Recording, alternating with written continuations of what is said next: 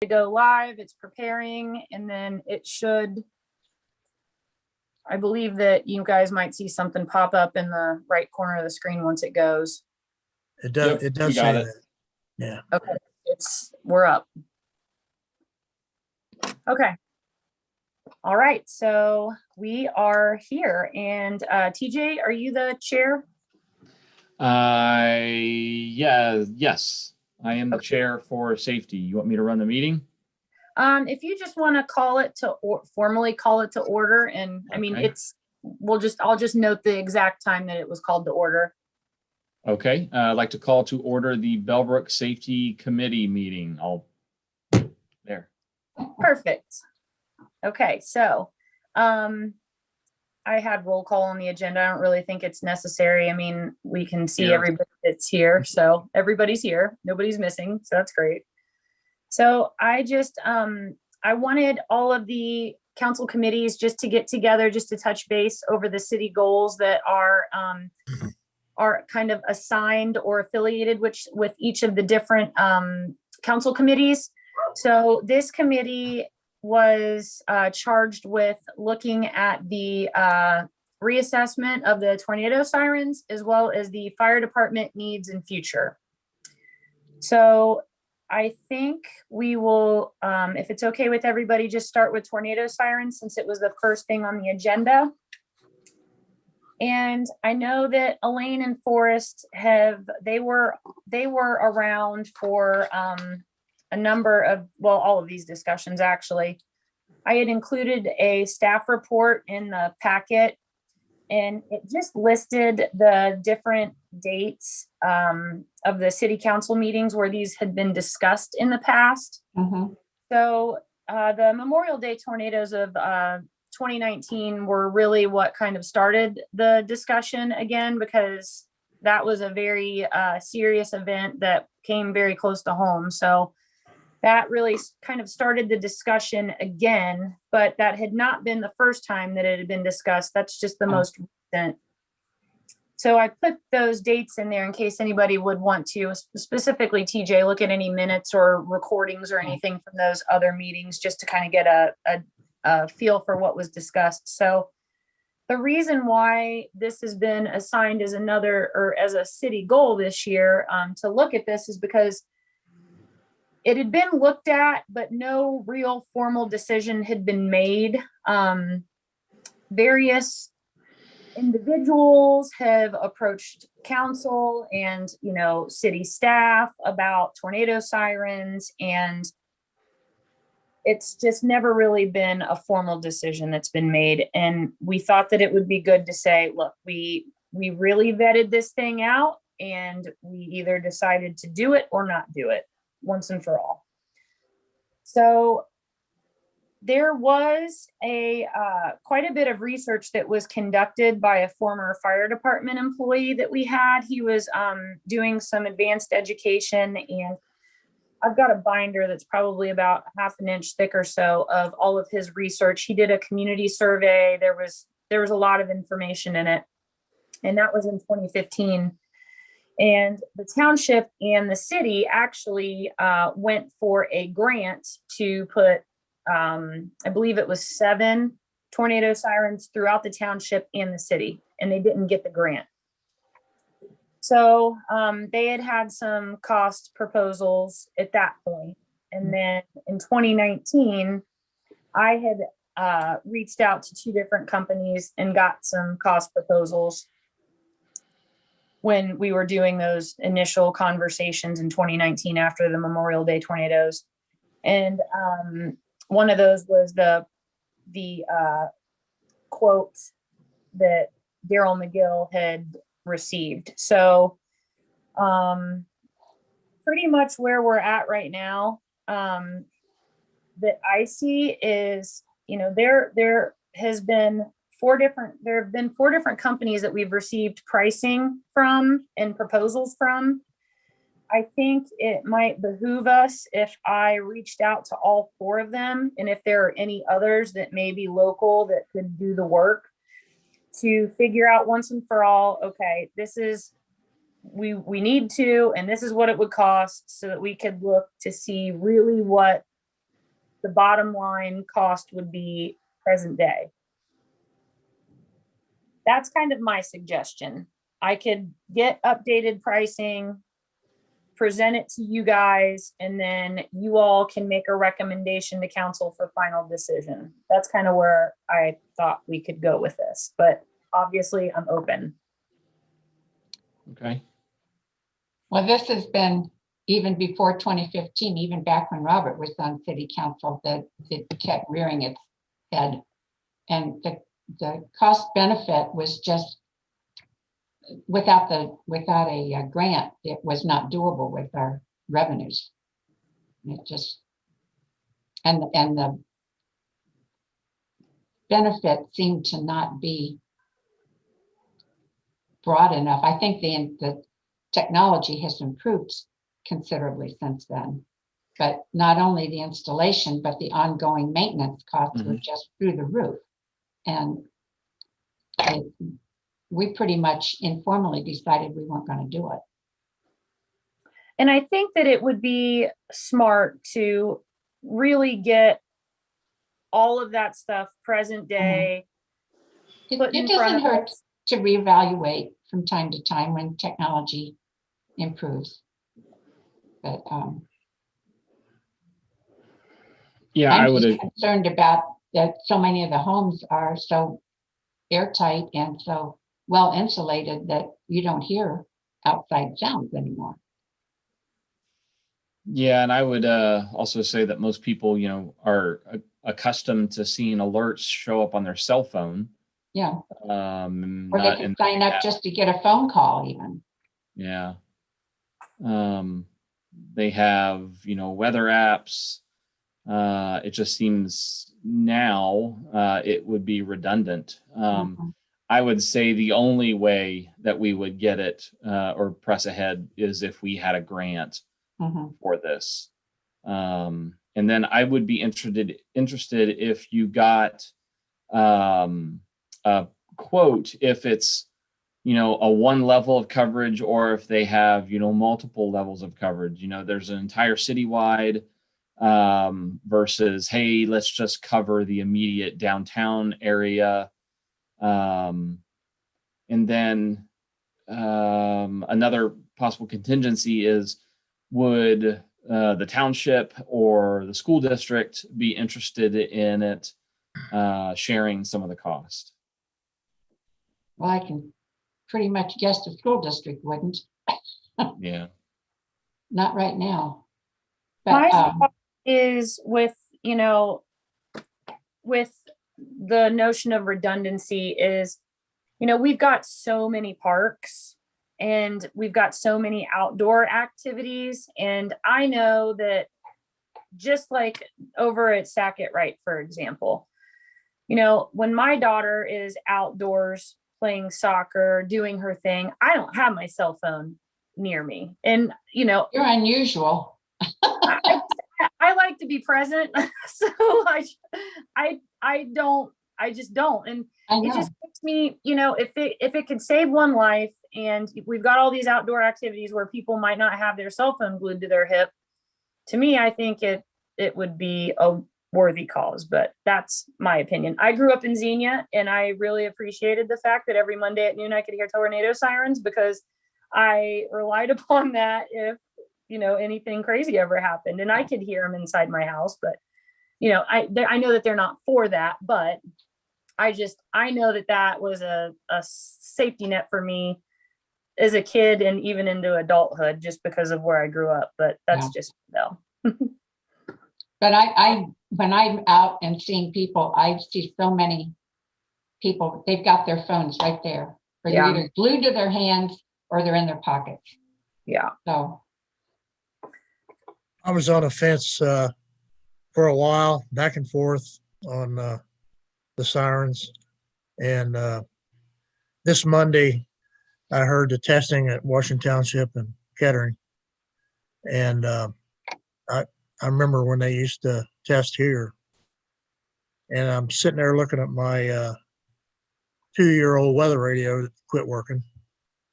And my cell phone that sometimes I got it on, sometimes I'm not around it. I noticed most people have their phones on mute. Like outside, schools and all the other places, the living in Ohio, I remember the 74 tornado. Mhm. I remember a tornado that actually went up my street, knocked down 2 trees, went up to San Souci and chewed up the hill. Never got recorded. You know, it was just one of those things. The weather the weather service is very good at predicting things now. So I think we ought to get them. And one of the things too, Curtis Benedict, I think I mentioned it before, is a student at Akron for civil defense, and he was working with some companies. They have rebuilders that rebuild the sirens, use sirens, and he did a lot of research and passed that information on to Melissa. And one of the companies that really sounded interesting was Century. And according to his calculations and speaking with him, they could do full coverage of Bellbrook, installing the sirens from the ground up, including the brackets, poles, the sirens, the connections, and the radios to connect with Green Central for $50,000. And to me, that's worth it. And the one thing that I wouldn't want to do is only do half a city. I think if you're going to do it, you need to do the whole city. I wouldn't want to leave anybody out in a safety situation. The other thing, I went to a meeting at the township once, and I think we've reached out to the township several times about going together for sirens. There's never been anything definite or not even really interest from the township. Mhm.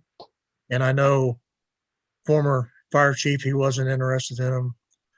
I don't think Cherokee Township's fire chief's interested in them. City of Dayton don't use them. So to me, it's I don't know. It's kind of to me, it's common sense to put one in. That's just the way I feel about it. And So the one thing I'll say about Sugar Creek Township is based on the grant that was put in, we were going to get 2, and I think that they were going to get 5. So, you know, we've just got a much smaller area. I mean, you have to think we're the hole in the middle of the donut. So they have a much broader area in which to cover. So it's a much greater expense for them than what it is for us. And I totally get that. So it was like 5 and 2 was what that I believe shook out to. And the other thing that was speaking with Curtis, the new sirens, they have one moving part, the motor. The older ones had oil and gears and pieces and parts, and they had to be torn down and fixed. They had battery packs. And now we have emergency generators. And the study that he did would place there would be 3 of them, and they would each be connected to an emergency generator. And so that would mean if the power did go off, they would immediately switch over to emergency generator power. And it was the same generators that would power the buildings. And I think one of them would be down at the water plant. That's got a real nice generator. I hear it every once in a while when the power goes off. And there was one up at the school. And he knew it takes 3-phase power, and all of these places have the 3-phase power that they're required to run. And then, like I say, there's no battery packs needed if you have emergency generators. The radios and connectivity to Green Central was at a big expense on some of the estimates we had from some of the companies. And these ran like a radio, and Green Central would set them off because that's what they do. And so I was excited about that coming together like that. You know, when you start talking big money, I mean, 50,000 big money to me too, but some of those estimates, 150, 200,000, 300,000. I mean, that's a big one to swallow. So, Would the money come from general fund? Yes, that's where, Okay. that's really the only place that we could take it from. Yeah, it's the only place, unless we could get a grant for it. Yeah, and I mean, I could work on getting pricing, and then once we have the pricing, I could go out and look for grants, and then, maybe we get a grant, maybe we don't. And then, if I find grants that I can apply for and I apply and we get denied, then we can look at it again. And, I would have the contacts and the quotes to be able to update to see if the pricing had changed from year over year, because usually grants are just a slow process. You apply and then you wait until they make a decision. And then, it might be a couple of months just for that. So, so that could be what I do, is get pricing. You guys look at it and say, hey, if you can get a grant, great. But if not, what do you want to do? Is there any potential for like insurance savings? Does it lower our rates on anything? I can check with Maverma, but I doubt that. It's not ever anything that they've talked to me about when they do our, yearly evaluation of things that they do. It's never even been brought up. Okay. So we're in And an insurance. There's no way you can, if a tornado is coming, there's nothing you can do to stop it. No, but I The didn't know sirens if would it, just be for keeping people safe. Yeah. yeah, I didn't know if there's any kind of damages, either loss of life or moving vehicles, whatever. I mean, we wouldn't be responsible for natural disaster causing something like that. Mhm. Yeah. Okay. So is everybody okay with me reaching out to the 4 different companies and getting firm proposals from all of them for covering the city? Well, Yeah. I think that's the responsible thing to do, so we know what there's things that are nice to have, and then there's things that you've got to have. And I put this one in the nice to have box, not the gotta have box. I think whatever we do, I think we need to have a timeline, what we've done and what we've looked at. And when we come to a decision, we ought to have a statement why. And, it could be a lot of different reasons why we would or wouldn't. So I think you sent us the, was trying to find it a few minutes ago again, because I read it. Now I don't remember what I did with it. The guy that you talked to, Forrest. Oh, Curtis. Curtis. Yeah. Yeah. Because that one, of all the ones that I'd seen, that's the only one I would seriously look at this point until you get new ones in. Because the other ones were so over the top expensive that. Well, also, like you mentioned, Elaine, is maintenance.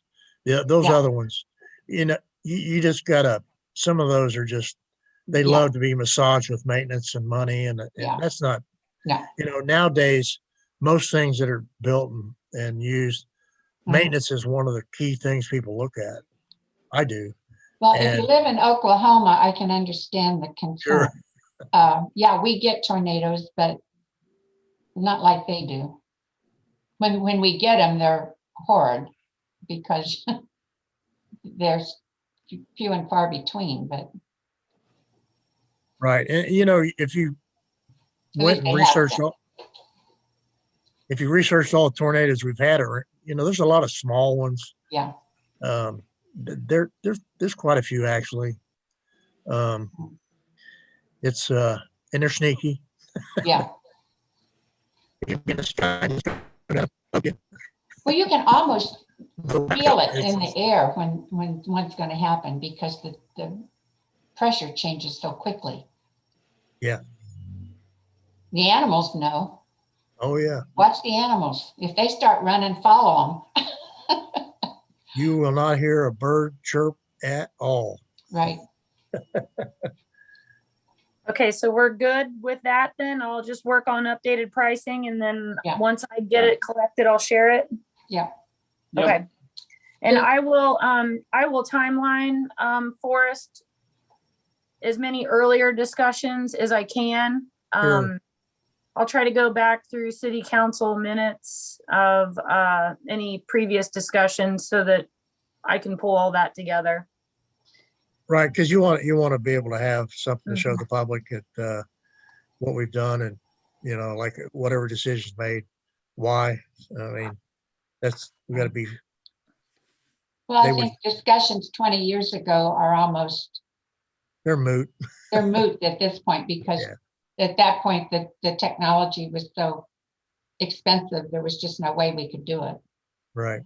So I think keeping it within the more recent time frame, because it has been brought up several times since I've been on council and so Right. that- I'll at least go back to when Mark was here, Yeah.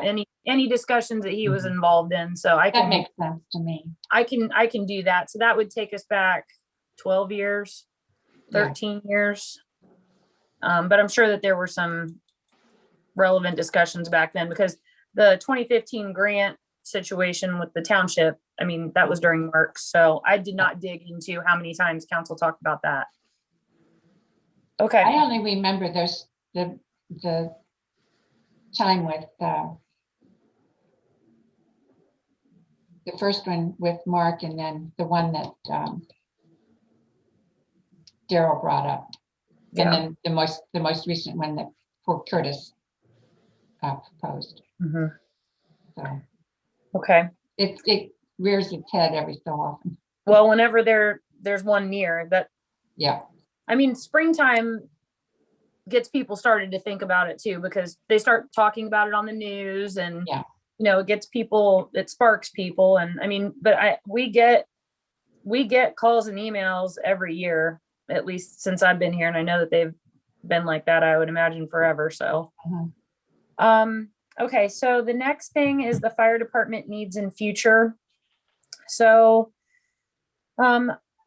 I would like to give Anthony a little bit more time to be able to kind of get a good, fair assessment of things on his own.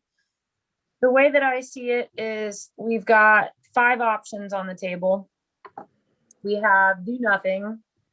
We have combined fire stations with, a similar proposal, since we know that building can handle it. Station 2, I'm talking about.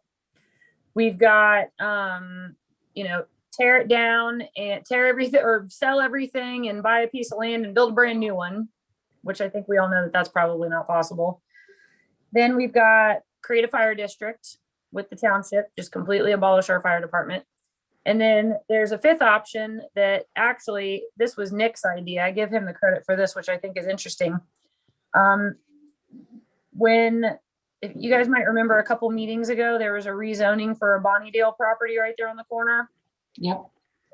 And Nick said, well, why don't we just buy that building and let that be the offices? It's right across the street. And I said, that's a really interesting out of the box idea. So to me, that may not be the right answer, but it does shed light on the fact that there may be an out of the box answer that could be much more cost effective, that could function. So I had actually brought that option up to Anthony and he did not shoot it down. He seems to be very open to suggestions, which is good. I just would like more time to be able to kind of sit and talk with him about some of these things. I just didn't want to bombard him with it, right when he started. Like, okay, you're here, now let's change everything about how we operate. I just didn't think that was fair. So, thoughts on maybe just giving me and Anthony a little time to kind of talk some things through. I will say that in the background, I have been doing some work on some of these different options and trying to put numbers to things that are other options on the table.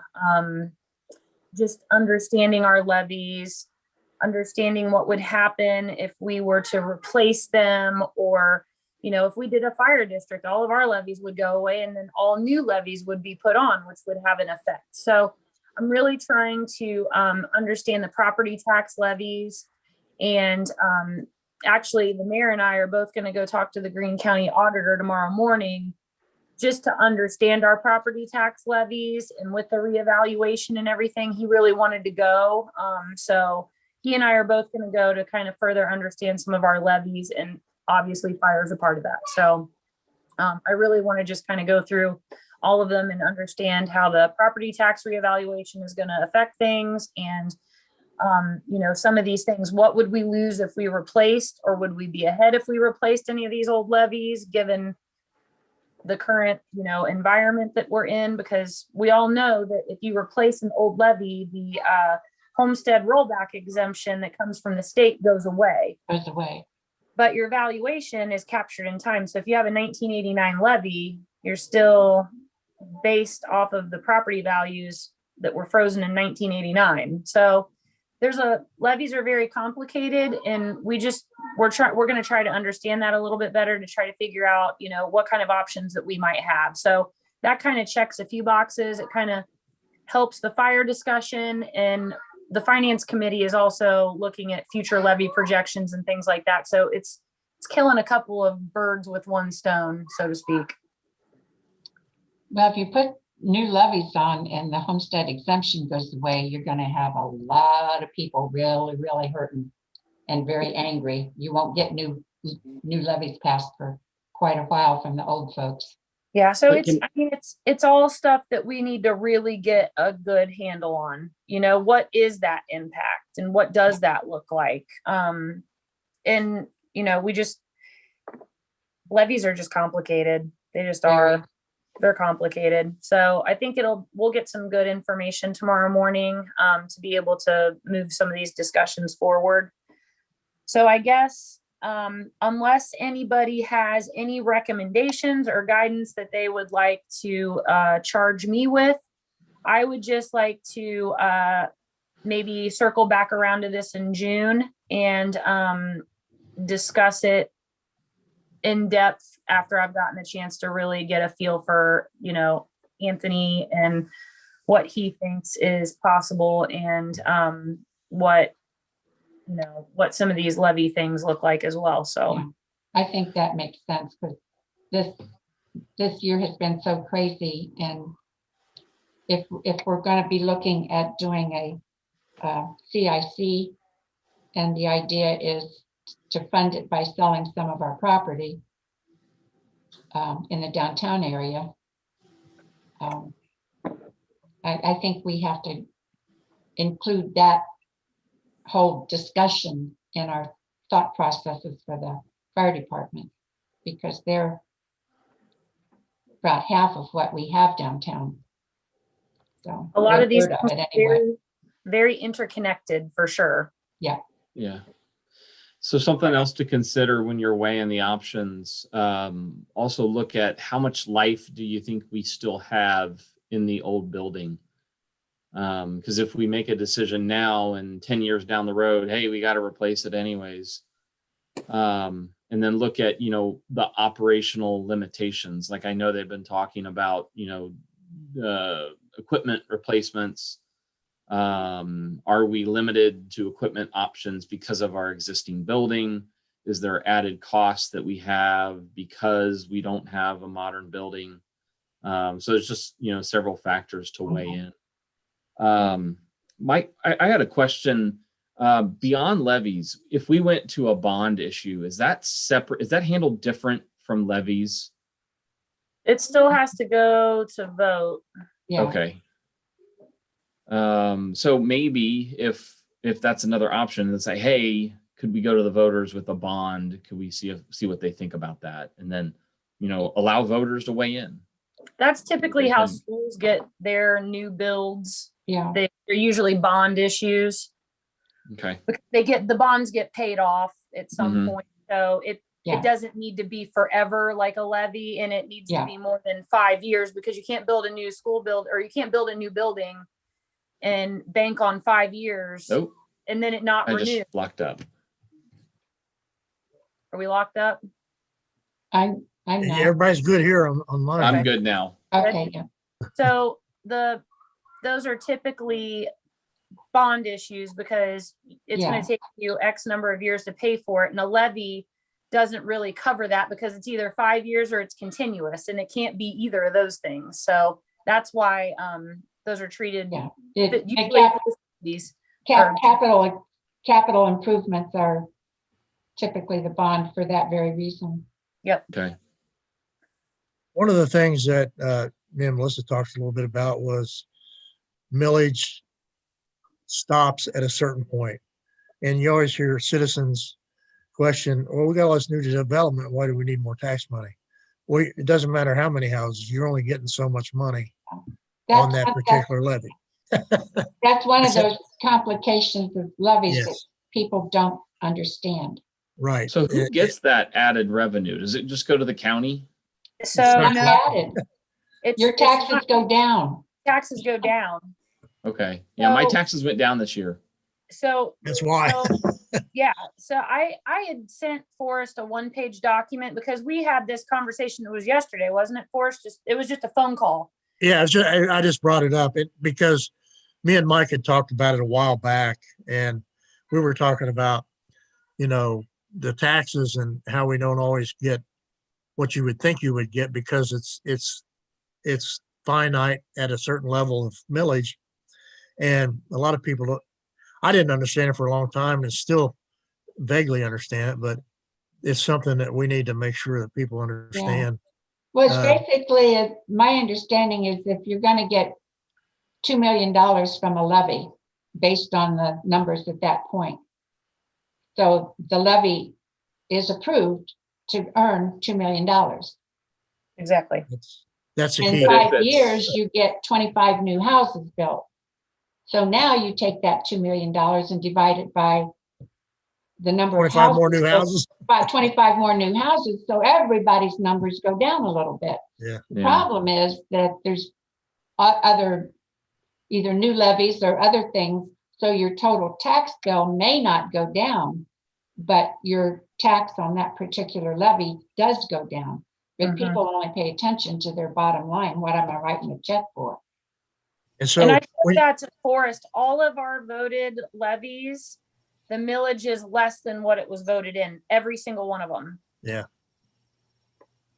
Yeah. So you Okay. voted in at X number of millage, and then all the valuations go up, and now you need less millage to bring in the same amount of money. Yeah. So Okay. it just gets spread around different. Yeah. That's the easiest way to explain it. Yeah. So But if the you one- go to a replacement levy, though, that reassesses at the new values, correct? Yes, but the rollback and homestead exemption goes away. So right now, the state picks up 10% of the homestead exemption and the rollbacks. Mhm. They pick that up, and we still get that amount, but it comes from the state versus the homeowners. So they did away with that. So any new levy or replacement levy after whatever year that was, which I Yeah. know was a long time ago at this point, that goes away. And that hits, like Elaine said, that hits the homeowners that get those exemptions because they don't have to pay it, yet we still receive the money from the state. Yeah. So that's why municipalities are very reluctant to replace a levy. Adding new levies is inevitable, but replacing levies is not something that you really want to do unless it makes a lot of sense. And Yeah. you would really have to have like some sort of booming development, like, the green popped up and a ton of houses around it. I mean, it would have to be very compelling to do something like that. And Bellbrook just Okay. doesn't have the kind of development to really warrant it, I don't Mhm. believe. Okay. But it's still something that you've got to Yeah. understand. That Well- when Kasich balanced the budget in Ohio, he did it on the backs of the homeowners and the cities and townships. Because they took away all those perks that went back to the citizens and made it Yeah, look but- like Ohio was a low tax state for business. But his That's what the predecessor, bottom line. Strickland, drove up huge amount of debts, and that was pre-08 collapse. Mhm. And it was just fantasy money that the state was spending. So it had to be done, but yeah. The details are always interesting. Yeah, Well, he also picked on the older folks, and when you turn 65, you don't get the homestead exemption anymore. So everybody was involved in that. But So he all it- got rid of the estate tax. Yeah, That's gone too. We used to get some hefty money out of that. mhm. it was always a windfall because you couldn't budget it because obviously that's not something that you can budget. But when it came, it was very helpful. Yeah. Except for the farmers who had to sell their land to pay it, Yeah. Yeah. I, for one, which am glad wasn't the estate everybody, tax but is that gone. was one of the, Okay. Let's Okay. say we had a $3 million bond that had to go to the vote. Like, what would that cost the average homeowner? Is there any estimate that we could do? I could figure that out. I definitely can't answer that right now, but I could figure Yeah. that out. Okay.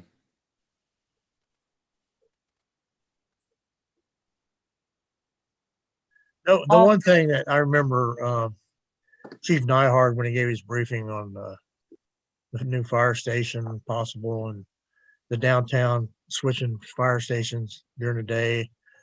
The one thing I kind of stuck with me was regardless of which way it goes, they do need an upgrade or mhm. one facility. I mean, I believe that needs to happen. I mean, I was convinced by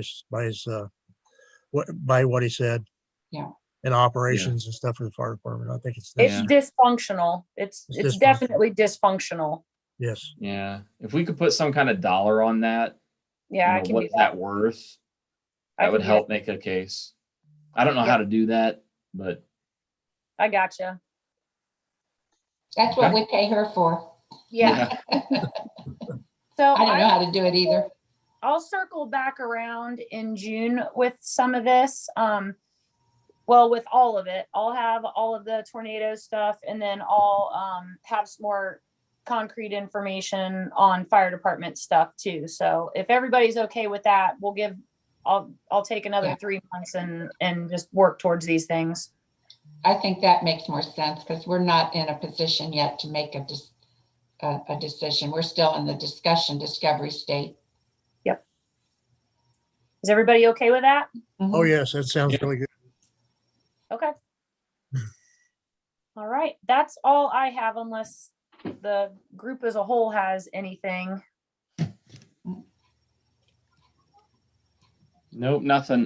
Before everybody got on the line, we were talking about maybe doing a quarterly safety committee meeting to just, you know, kind of look back at city goals, bring up any key issues that need to be discussed. Does everyone be okay with that? I think it's a great idea, TJ. I think, you know, we write notes along as time goes on. Maybe you see a little trendy thing going on here or there, and we can all discuss it and bring it to Melissa. And that way it's, we're not picking on anybody per se, or trying to show that somebody's maybe not doing what they're supposed to, but just bring it up, and then Melissa can bring it to her staff and whatever, if there's issues like that. I Okay. agree, TJ. That's a good I thing. don't have a problem with keeping eyes on things, but sometimes when you've got predetermined meetings, there's nothing really to discuss. So Yeah, if you don't have anything, I mean, Then you if can I cancel don't it. have anything to share, I mean, then you we know, could cancel it. we could always cancel it, but we can try Okay. to target, you know, well, at least we know that we'll meet again in 3 months just to go Yeah. over the findings of the research I'm going to do. So we can at least go from there. Yeah. I mean, there's questions that's brought up sometimes that maybe helps you, Melissa. I mean, Yeah. I mean, the discussion doesn't hurt anything. Right. Okay. I'm good with that. Okay. All right. Well, as chair for this meeting, considering we've gone through all the agenda items, I'd like to call this meeting adjourned. Does that sound good? Sounds good. Thank good. you all. Thank I'll see you. you again in 15 minutes.